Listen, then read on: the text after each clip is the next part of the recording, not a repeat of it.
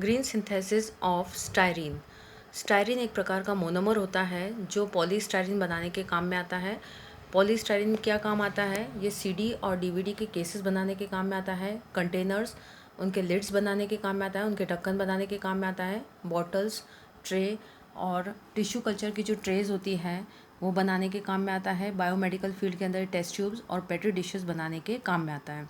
अब तक जो इसकी जो इंडस्ट्रियल मेथड था प्रिपरेशन की, उसमें क्या कर रहे थे, बेंजीन को लेके और उसकी रिएक्शन करा रहे थे HCl या AlCl3 के प्रेजेंस में, और इसकी फ्रीडल क्राफ्ट अल्काइलेशन रिएक्शन करा रहे थे, जिससे क्या हो रहा था, बेंजीन के ऊपर अल्काइलेशन हो रहा था, और फिर आगे उसका डिहाइड्रोजनेशन करा रहे थे 630 डिग्री सेंटीग्रेड पे जिंक ऑक्साइड या क्रोमियम ऑक्साइड के प्रेजेंस में।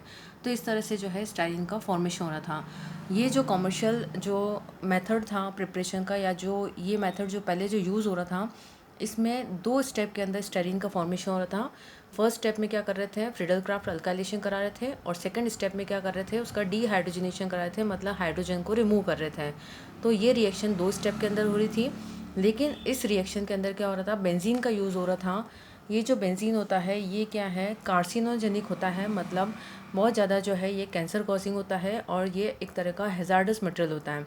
तो इस रिएक्शन के अंदर जो है, जो कॉमर्शियल प्रिपरेशन थी उसमें बेंजीन का यूज़ हो रहा था जो कि कार्सिनोजेनिक है, और सेकंड जो है ये रिएक्शन 2 स्टेप के अंदर हुई थी, इसलिए इस मेथड को इतना ज़्यादा जो है यूज़ नहीं किया गया।